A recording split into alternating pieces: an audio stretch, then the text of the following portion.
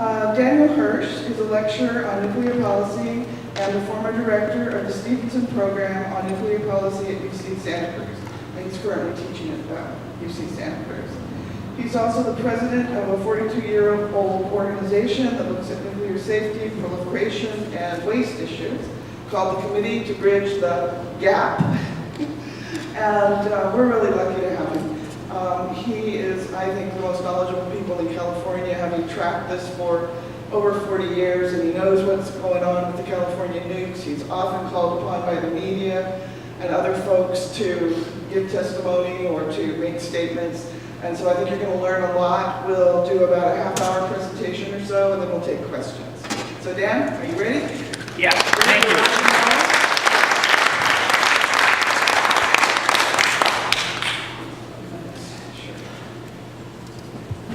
Well, I'm very glad to be here, even though it's a difficult topic for us.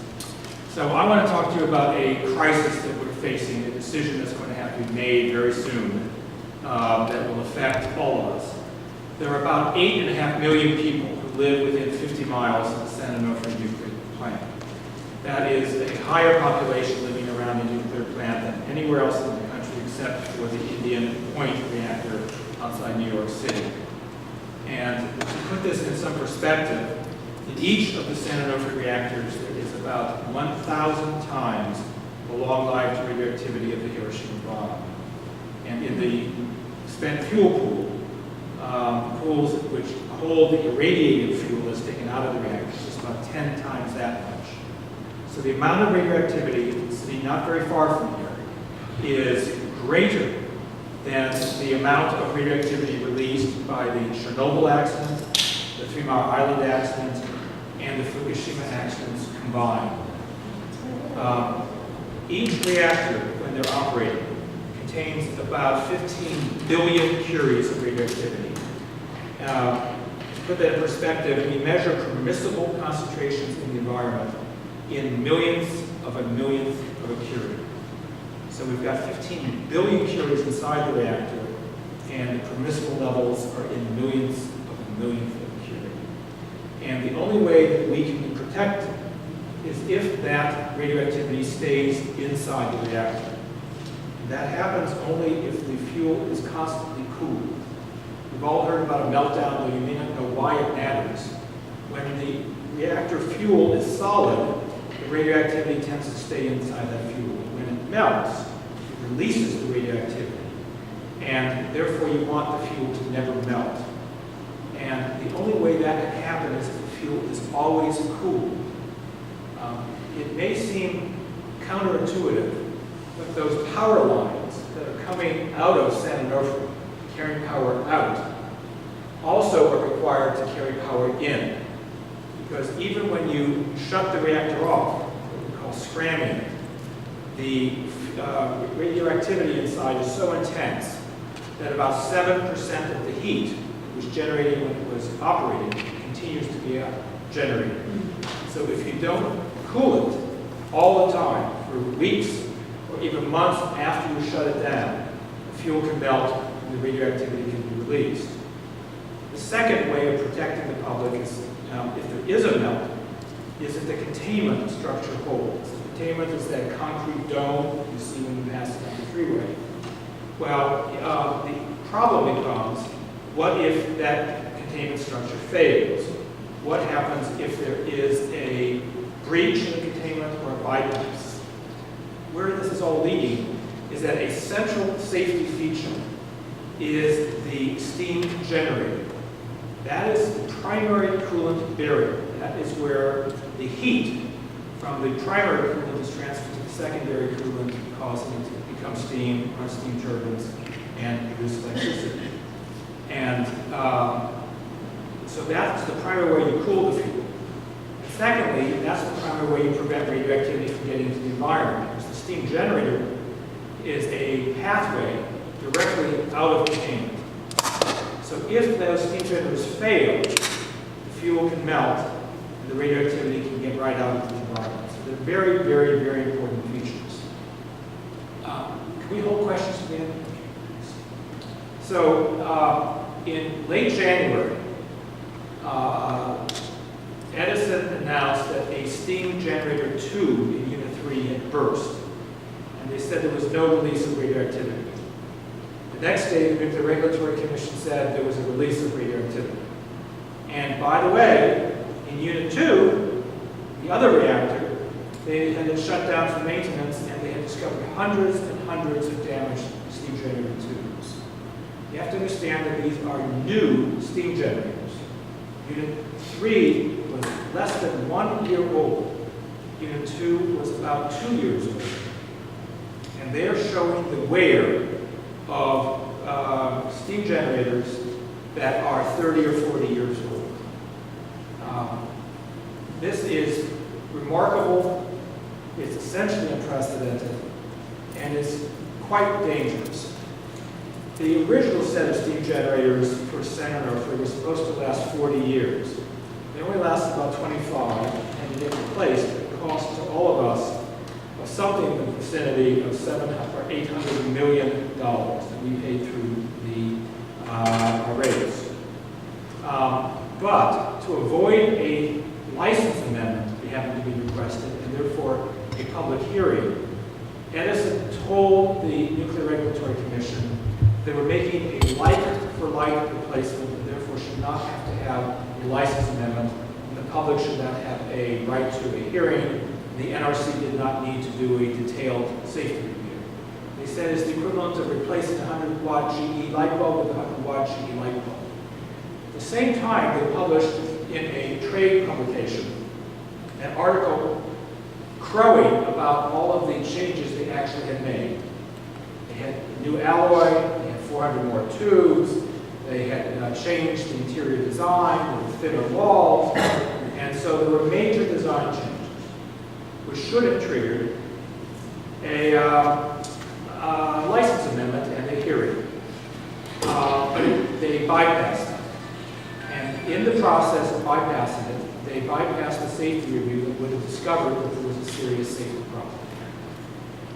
When the Nuclear Regulatory Commission finally got around to reviewing the computer model that had been used to claim safety for the device and to show that the design was okay, it was discovered that Mitsubishi, who manufactured the steam generators, had underestimated the steam flow by 400%. Roughly a 4-fold increase in steam flow from what they thought. That was causing everything to vibrate. The vibrations were causing rubbing, and the rubbing was causing the steam generator tubes to be damaged, to get thinner. And it took me months to get out of the Nuclear Regulatory Commission the figures, but the numbers are absolutely astonishing. For Unit 2, there are 1,600 tubes that have been damaged in only 2 years of operation. And in Unit 3, there are 1,800, 3,400 damaged tubes together in a year or two.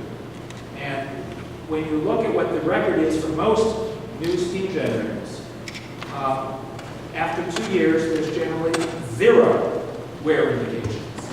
Occasionally, there might be 1, 2, or 3, a few cases, a few dozen, or even a couple hundred. But it is, with one exception, simply unprecedented to have 4,700 tubes that have been damaged, or 4,700 indications of wear in Unit 2, and a similar damage in Unit 3. Why does this matter? These are very, very thin tubes. They have to be thin because they have to transfer heat from the primary coolant to the secondary. And they have to be very strong so they don't burst, causing release of radioactivity and a loss of cooling. Remember again, you can't turn the reactor off. It still needs constantly to be cooled. And if you can't cool it, you can have melting and a release of radioactivity. Steam generators are critical. Because of Edison's mistake in not doing a careful review of the design, and their, frankly, somewhat underhanded effort to avoid NRC review and a license hearing and a license amendment, we're now faced with one of two prospects. Either having the ratepayers come up with $1 billion again to now replace the steam generators that we just replaced, when even the first set had failed too soon. Or to run these reactors with steam generator tubes that are failing and without fixing them. And it is apparent that Edison is going to request, perhaps as early as the end of this month, perhaps it will take somewhat longer, permission to restart Unit 2 without having repaired those steam generators and without having replaced them. They appear to be wanting to say, let us run them at 70% power for 6 months and see what happens. It's essentially an experiment with 8.5 million people as guinea pigs. It's a little bit like operating a car that has bad brakes, and rather than getting the brakes repaired or replaced, saying I'll just drive at 50 miles an hour. Not particularly sensible. But the worst a bad car can do is it can kill several people. But if there were an accident involving Senator, hundreds of thousands of people could be at risk. In the early 1980s, the Nuclear Regulatory Commission estimated that an accident at one of the Senator reactors could result in 130,000 immediate deaths from acute radiation syndrome, the sort that caused people at Hiroshima and Nagasaki to die within a few days to a few weeks. 300,000 cancers that take years to decades to develop, and 600,000 genetic effects, for a total of about 1 million casualties. That's 1980.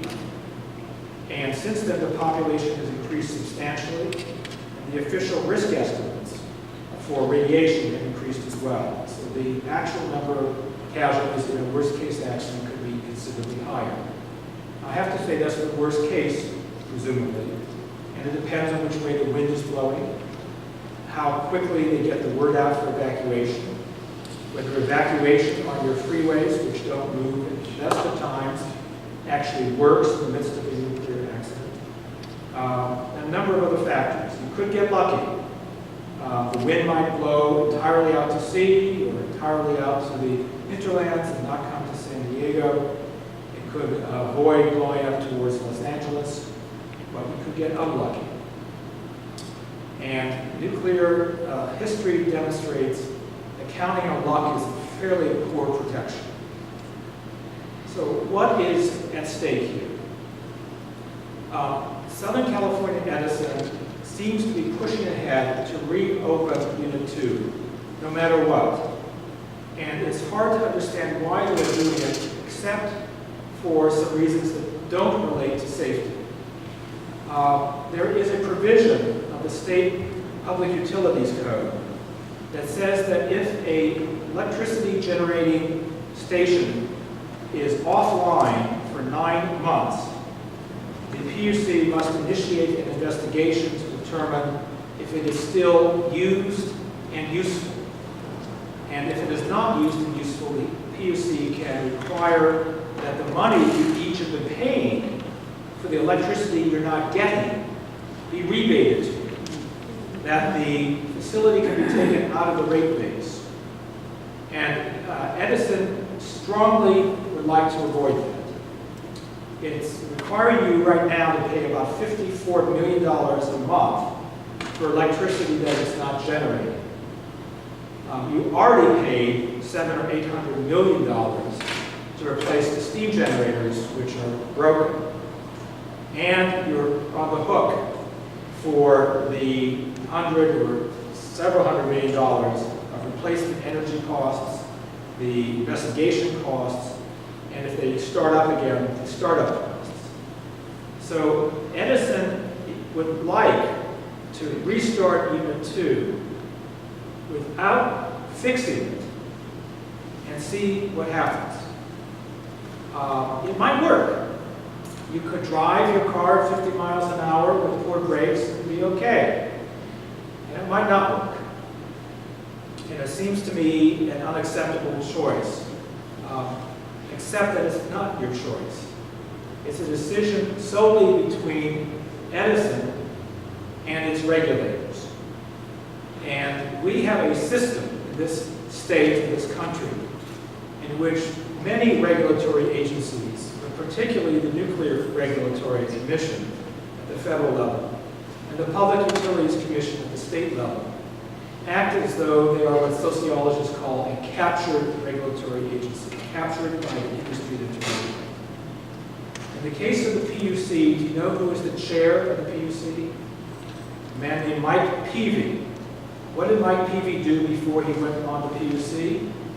He was the number 2 at Edison. And he has a reputation of blocking virtually any decision by the PUC that the utilities would not like. The Nuclear Regulatory Commission has 5 commissioners. The Nuclear Energy Institute and its predecessors, the lobbyists for the nuclear industry, have boasted that they vet all or almost all of the commissioners. You cannot get on the commission, with one minor exception, unless the industry has approved you. And that's clearly the case for this commission. There are 4 commissioners whom you cannot draw a distinction between them and the industry that they are supposed to be regulating. There was one commissioner, Mr. Chair, Greg Yasko, who was very concerned about San Onofre. And he has been pushed out by the other 4 and by the industry more broadly, and replaced by a new chair who may or may not be helpful, but even if she wanted to be, she would be outvoted 4-1. So your safety is in the hands of a fairly closed backdoor arrangement between Edison putting in a request for this restart and the Nuclear Regulatory Commission rubber stamping it 4 or 6 weeks later. They were about to repeat the same mistake that got us into the problem in the first place. I told you that they were supposed to ask for a license amendment, and that should have triggered a more detailed NRC review and the opportunity for an adjudicatory hearing requested by the public. But Edison bypassed that, and the NRC said, okay, they now want to restart Unit 2 without a license amendment, without an opportunity for the public to request an evidentiary hearing. A group called Friends of the Earth put in a request for such a hearing to the NRC. And Edison and the NRC staff submitted oppositions to that. Here you have Edison saying safety is our highest priority to the public, and in his filings to the NRC saying we don't want a hearing to determine if it is safe. The filings by the NRC staff and Edison looked like they were written by the same person. NRC staff acting almost as auxiliary counsel to the industry. And the argument that they raised is Orwellian. They argued that the petition should be denied because it was not filed through the NRC's electronic filing system. Now, we have to understand that the Friends of the Earth requested of NRC when they wanted to file the code to file electronically. NRC staff refused to give it to them. They then emailed it, faxed it, messengered it over. The very NRC staff that refused to provide the access to the electronic system filed papers saying that the petition should be rejected because it wasn't filed electronically. Now, these are the people who are supposed to be safeguarding your health and safety, and at the same time are vigorously working to prevent the safety of this proposal from going forward. In the entire history of the Nuclear Regulatory Commission, there has never been a license turned down in a contested proceeding. It's like a judge who always hangs. You have no fair shot at it. But even with a rigged system like that, the NRC is trying to prevent there from even being a hearing. And I think it is very, very worrisome. Remember again, steam generators are the primary coolant barrier. The primary coolant is very radioactive. The only barrier to its release is this very, very, very thin wall of the steam generator tubes. And the damage that's been done to the steam generators is that that tube wall is much thinner now. than it was supposed to be. You're supposed to plug them when they get to 35% thinned. They've plugged 1,317 tubes already. And yet they have 3,400 tubes that are bad. So they have plugged about a third of the bad tubes. And they want to keep running with 2/3 of the bad tubes not plugged. A couple of numbers for you, just to understand the economic problem here. There is an 8% plugging limit for Santa Onofre. Over 40 years of operation, you're not supposed to plug more than 8% of the tubes and still be able to run at full power. They've already plugged more than 4% of the tubes, and the total number that are damaged exceed 8%. So if in 1 or 2 years they've gotten halfway to the total plugging limit, how can they run for another 10 years, let alone get a license extension and run for 30? So this is not a put down of any of us who are critics of nuclear power, but in some sense, the most anti-nuclear force in this state are the steam generator tubes inside Santa Onofre. Whatever Edison wants, whatever the ideologues want, the steam generator tubes are not cooperating. And on Monday, Edison essentially took out a skywriter and painted in the skies a declaration that their reactors are in deep, deep trouble. On Monday, Edison announced it is firing 1/3 of its workforce, 730 people.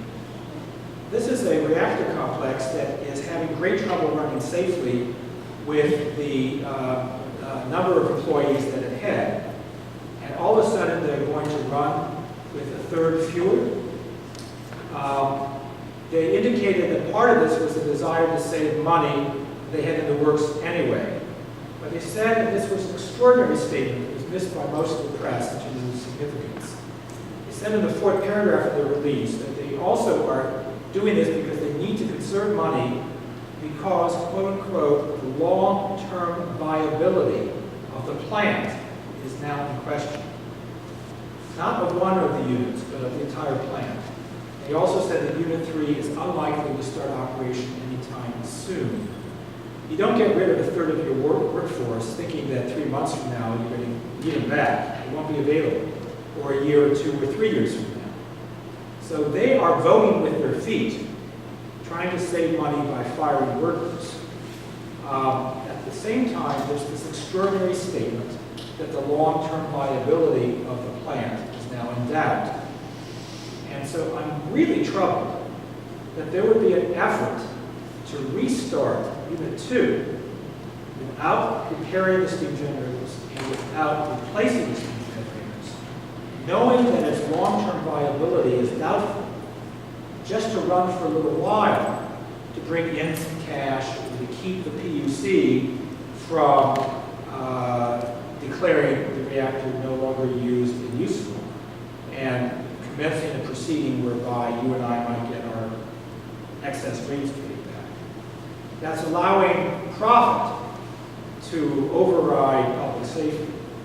It makes very little sense if the plant's viability is in doubt to run it at a level that was never designed for 70% and run it for 6 months instead of 2 years and just see what happens.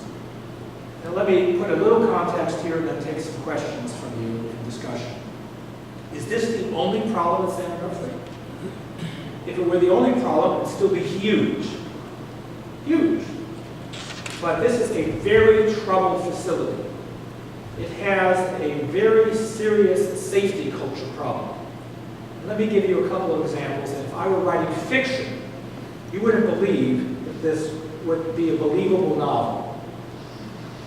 For 5 years at Santa Onofre, hourly fire watches were conducted. I don't mean that they didn't do one of them, or for a few days someone didn't do them. For 5 years, hourly fire watches of one shift were not conducted. And instead, the log for the fire watches was fabricated. They simply noted on the log they had done a fire watch for a month, not for 6 months, for 5 years, with no one catching it. It's not just that it wasn't done. Edison either didn't catch it or knew and didn't care. So what did the Nuclear Regulatory Commission do? What would you do if you were a regulator and somebody fabricated a law for a week and had done fire watches for 2 months? You come down like a ton of bricks if you were a regulator. What did NRC do? It entered into an alternative dispute resolution process. Understand, there was no dispute. They had not done the fire watches. It violated the rules. And Edison said, we will engage, have a couple of sessions for our workers of sensitivity training about the importance of following rules. So the NRC said, fine, we will waive any notice of violation, we will waive any fine. And by the way, that's not unusual. That is how the NRC works. Now, if it is cheaper for you to violate the rule than to comply, what do you do as a business?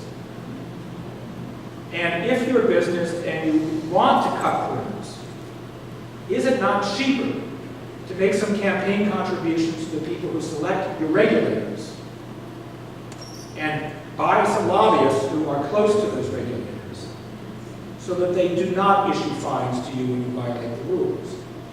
And that's all okay until one of those rules that you violated was one that leads to an accident that can take out Southern California. Remember, 130,000 acute deaths, 300,000 cancers, 600,000 genetic deaths. That's the stake versus spending the money to comply with the rules. Now, why were they doing the hourly fire watches? Anybody have an idea?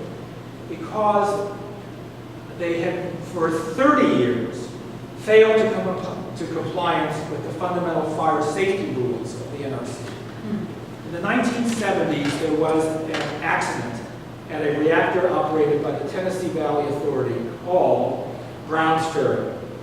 Now, you've all heard the nuclear industry boast that it has backup systems for every system. Don't worry, we have a backup system for that. And that's generally true. So, for example, there are cables that send electricity and send commands to the pumps, the valves to open, to close, that send temperature signals and neutron flux signals back to the control room. Those cables have 2 sets, primary and a backup system. And that's true. But the geniuses put the primary cables and the backup cables through the same cable splitting room. And an electrician went down there to do some wiring. And after he had finished, he wanted to make sure that he had sealed the penetration appropriately for the cable going through the wall to the control room, or to the room on the other side. And so he lit a candle. The candle ignited the insulation material. The insulation material caught the wires on fire because, again, the geniuses had used electrical cabling with combustible insulation. And both the primary and the backup systems caught fire because they were in the same cable splitting room. It burned for a day or two. They lost control of the reactor. When you're in the control room, you push a button, nothing happens. Because the cable that connects that button to the valve or the emergency cooling system was burning. It took courageous intervention by workers to eventually stop a full meltdown. So the NRC in 1980, roughly, issued orders to all nuclear plants around the country. Thou shalt separate your primary and your backup cables, either with enough distance that one fire can't cause another, or with a multiple-hour barrier to prevent it spreading. That was 1980. Edison didn't comply. Edison asked for extensions. Edison asked for waivers.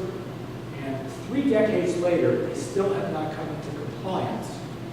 What they did is they told the NRC, don't worry, give us just a bit more time, and we will put in place compensatory features. The compensatory feature was sending someone around to do an hourly fire work. which of course for 5 years wasn't done. It's really a big deal. Fukushima occurred because the off-site power was brought down by an earthquake, and the backup power failed because it got submerged from the tsunami. The earthquake may have caused both, but in any case, they lost both. A fire, which you don't think of as causing a meltdown, right, can cause a meltdown by causing you to lose the ability to create the cooling. A couple other examples that are really scary. At Fukushima, you will remember that they had backup diesel generators. This is what all reactors have. Many of you have homes that in case you lose off-site power, you have a little gas-fired generator. Reactors have a diesel generator to come into play if you lose off-site power. Those power lines come into San Onofre. If there were a fire that brought them down, we got close to that several years ago.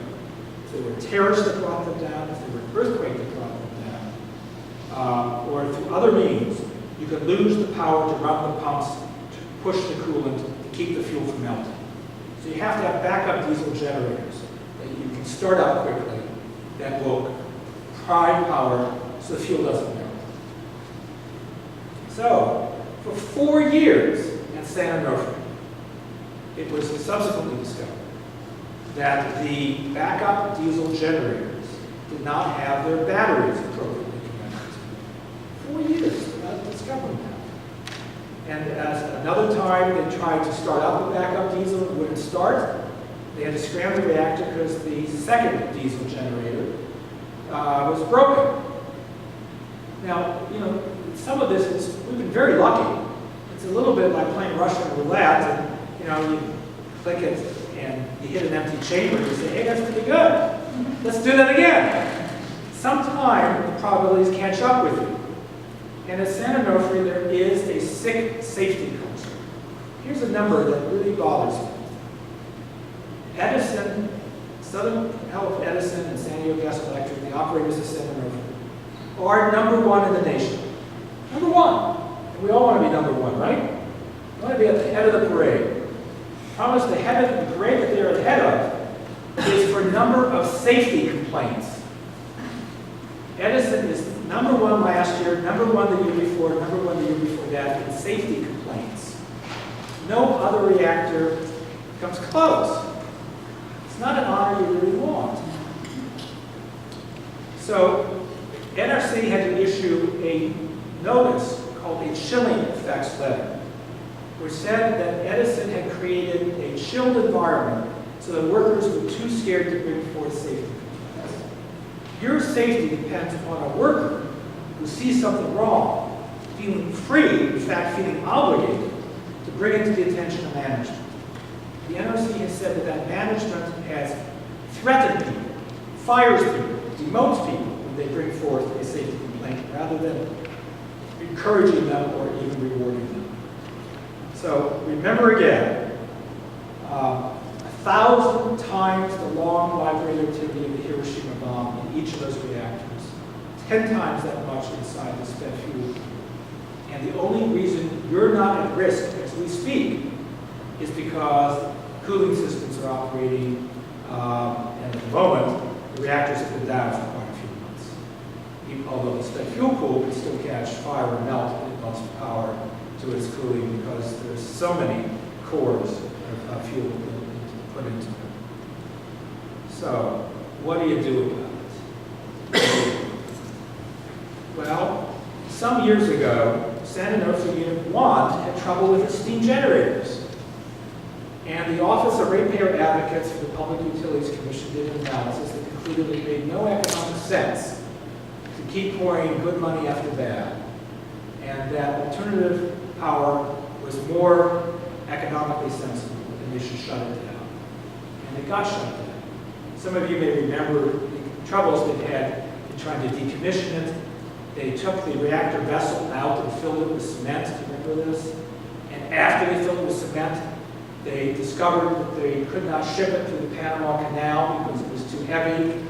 If it sank, there was no crane that could pull it out of the Panama Canal. They had known there was a weight limit. They just thought they could pressure Panama into ignoring it. They then wanted to ship it by highway, but the freeway overpasses couldn't handle it. They tried to ship it by train, but the train company said, we won't do it unless you indemnify us for liability. And the nuclear industry, which is indemnified against liability for the accident it causes, wouldn't indemnify the train companies in case something happened.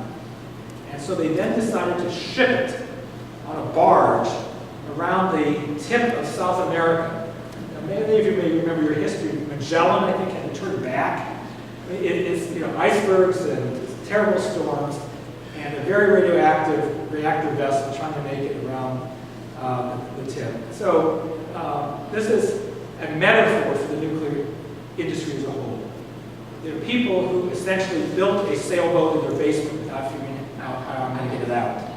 They produce radioactive waste, toxic for 500,000 years, with no safe way of disposing of it. The largest issue, as you all know, is that each of the San Onofre units, each year when it's running, produces enough plutonium for 100 nuclear weapons.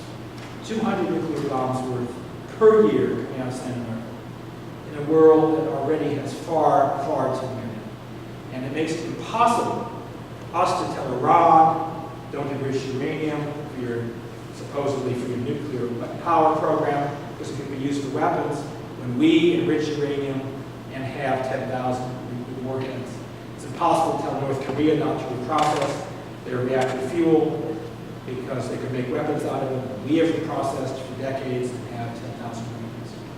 So there are big problems. The generational ethical problem producing waste that's dangerous for 500,000 years, longer than we have been a species with modern characteristics. We've had recorded history for 10,000 years. A government is a few hundred years old. What institution can manage radioactive waste for 500,000 years? So there are numerous reasons to make the transition, but even if you didn't oppose nuclear power, you would be very troubled by San Onofre for all the specific reasons associated with it. So what do?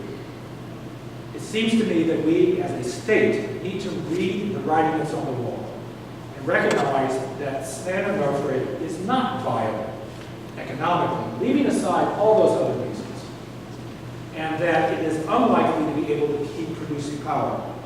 Unit 3 may never operate, or if it does, it could be years away. Unit 2 needs to have replacement or repair as well, but they're going to try to limp along for a while at 70% power and hope that that reduces this fourfold steam flow and ends up having the damage slow down for the tubes. And if they fail, okay, so there's a meltdown. I mean, it seems not like a fair trade. I shouldn't make it that simple. There are lots of accidents that would result in a complete melt, but there's some that would. So what do? Southern California is the Saudi Arabia of sun. Sun shining beautifully. And all of these structures, the sun is landing. As they say, it falls on the good and the bad equally. We are wasting the one nuclear source that is safe because it has a large enough exclusion zone, 93 million miles. That's about the right distance.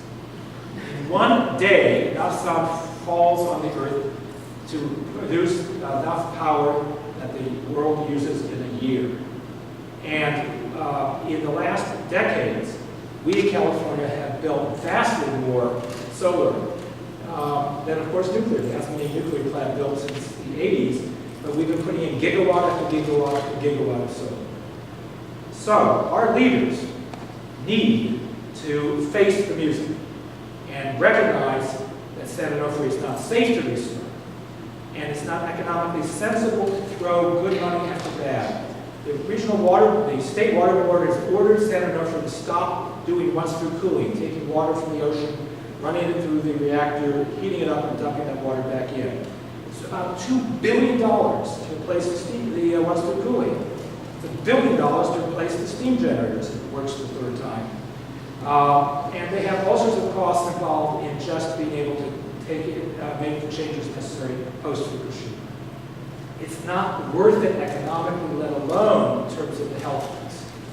And so that money should go instead immediately to renewables, to be able to put in place now the power that's necessary to replace the 2.3 gigawatts of power that San Onofre used to produce. our leaders should be putting in place those renewables now. We're going to get through the summer okay, probably get through next year okay. But over the longer term, you cannot count on San Onofre. Any sensible government official, in my view, would be putting in place replacement power and doing it with sun, with wind, with efficiency. 2.2 gigs sounds like a lot, but it's trivial compared to what you would get just by replacing incandescent bulbs with compact fluorescents that produce the same amount of energy. We're doing a little bit more insulation, with double pane windows, all those very simple things. I was once involved in a project in the Ukraine after the fall of the Soviet Union to try to improve their energy efficiency. Do you know how apartment buildings would modulate the heat during the winter? There weren't thermostats in each individual apartment. You couldn't change the temperature. So you open your window in the midst of winter to pour the heat out. That's what we do.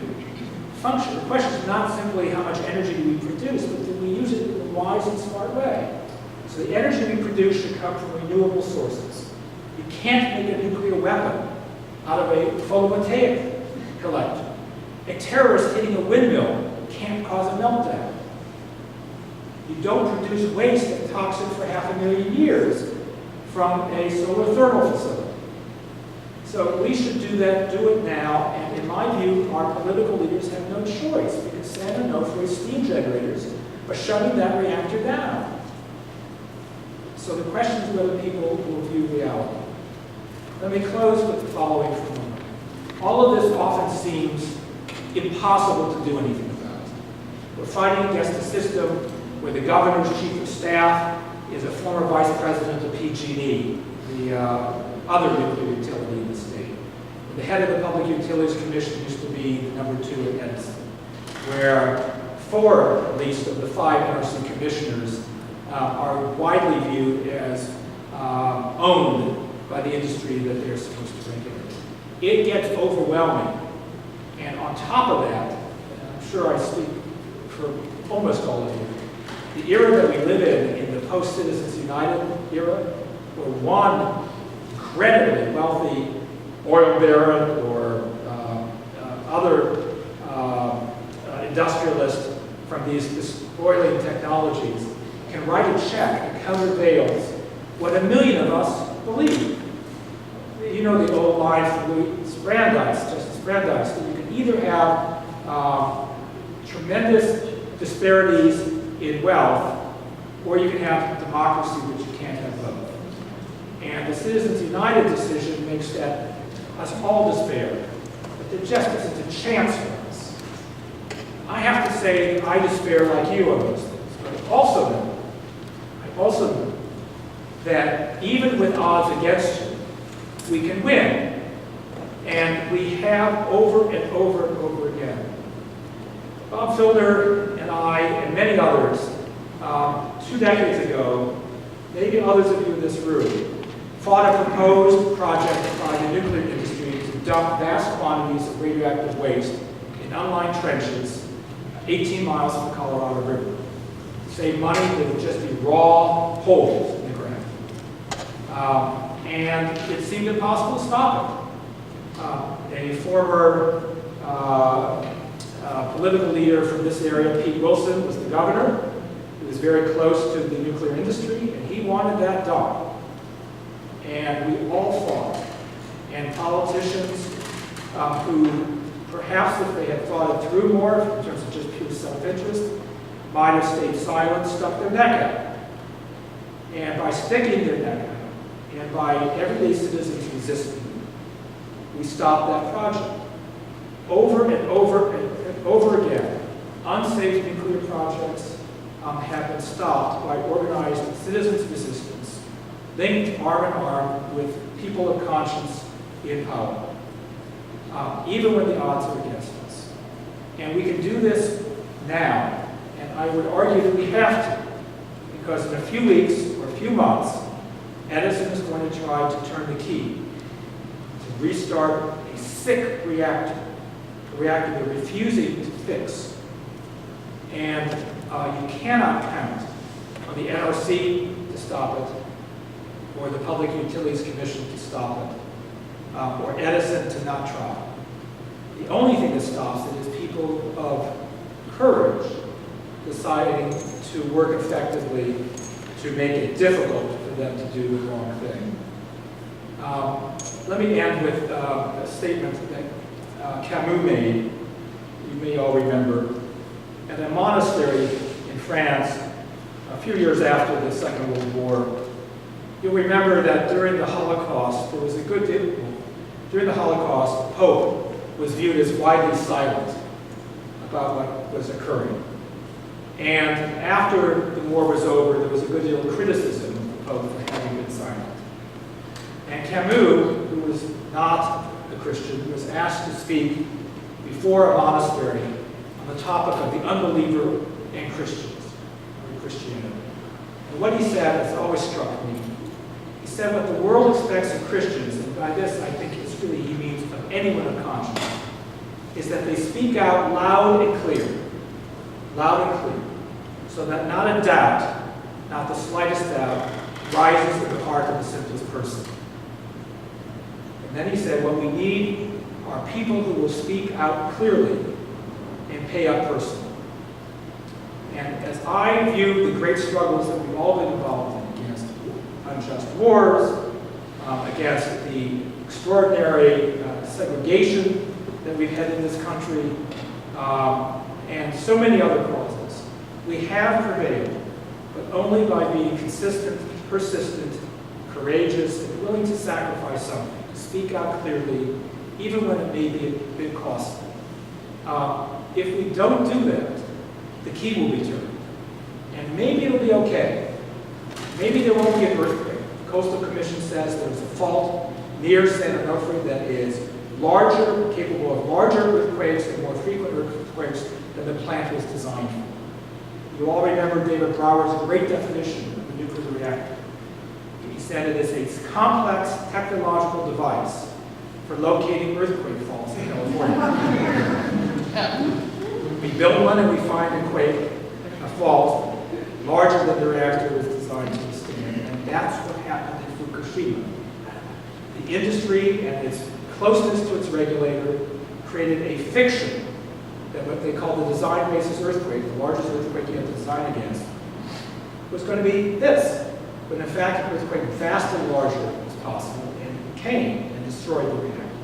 That could happen an hour from now. 5 o'clock, there could be a quake next to San Onofre, and we could have a plume of cesium and strontium and iodine headed here. We could lose the southern part of the state for generations from the contamination and a large number of lives. It could happen an hour from now. A terrorist could come and knock out the cooling. It could happen by an earthquake or by accident. It could happen by intent. Do you know how many terrorists San Onofre was required by regulation to protect against? 5 external attackers. And I did a petition some years ago after the 9/11 event that you should have to protect against the number that we saw 9/11 plus some. It was 19. NRC rejected it, apparently using the rationale that it was not one terrorist attack but 4. There were no more than 5 terrorists per plane. Do you know whether San Onofre has to be protected against a plane crashing into it, the way planes did on 9/11? No. NRC has refused to require that protection. Something very serious could happen an hour from now. And if they try to restart, we face a great risk. But it need not happen. So let me, last minute, is summarize what can be done. There are only 3 players in the end that can stop this or have a major influence in stopping it. One is Senator Barbara Boxer, who was a close ally for us on Ward Valley and really stuck her neck out also, which again helped her. She is chair of the Environment and Public Works Committee of the U.S. Senate, the Oversight Committee for the Nuclear Regulatory Commission. She's done a great deal already on San Onofre. But she could be a public opponent of restart, the way she was a public opponent of Ward Valley, if we tried. She's been terrific behind the scenes, but now we're getting to the point where she needs to say no. Without an adjudicatory hearing to determine if it's safe, don't approve it. Secondly, Senator Feinstein chairs the Energy Appropriations Subcommittee in the Senate. And in her case, she could be hurtful. She could ally herself with the NRC and try to nullify whatever Boxer was doing. She needs to be, at minimum, pushed to not support restart. And then lastly is the AWOL politician, Jerry Brown, our governor, President. Jerry was governor, as you know, before, and spoke at a massive rally in San Luis Obispo opposing the licensing of the Diablo Canyon nuclear plant, and committed the state to intervening in that license proceeding and put in hundreds of thousands of dollars of state resources to fighting the startup of Diablo. In his new incarnation, with San Onofre shut down and on the verge of restarting without even having an evidentiary hearing, Governor Brown is completely silent. And it may be because of the closer business ties he has now. You know that in the last few days he supported the gutting of the seminal environmental law for the state, the California Environmental Quality Act, or CEQA, declaring that gutting CEQA was, in his words, the Lord's work, which I think might be a bit of a surprise to her. So the governor could be, all he has to do is pick up the phone and call Mike Peavy, whom he allowed to stay in his chair, and call two other commissioners of the PUC and say, I want you to immediately instigate an investigation. Peavy's been stopping it. I want that investigation to be completely broad as to whether it makes sense to pour any more money into this. And I want you folks to move them into renewables now. He could do that with the Water Board, he could do it with the Coastal Commission, and the Energy Commission. It's a phone call. He has that power. And the only way he will exercise that power is if you push him. You all remember the famous story of Franklin Roosevelt, in which people came and argued about some matter before him. He said, okay, you've convinced me. Now go out and force me to do it. Well, in Brown's case, I don't know that it was any convincing, but you can change the political environment. And that can be done through other political leaders speaking out, city councils taking resolutions, by people going on the streets when Brown comes to town for his rallies about getting additional tax revenues. Politicians, in some sense, are indeed democratic vehicles if the public speaks out loud enough, and if we have enough allies from other political leaders. If we don't do that, we could have, and this is my concluding sentence, a Fukushima in Southern California. I want you to simply envision that as you figure out what we're going to do about it. A Fukushima in Southern California. That need not be. So let me take some questions.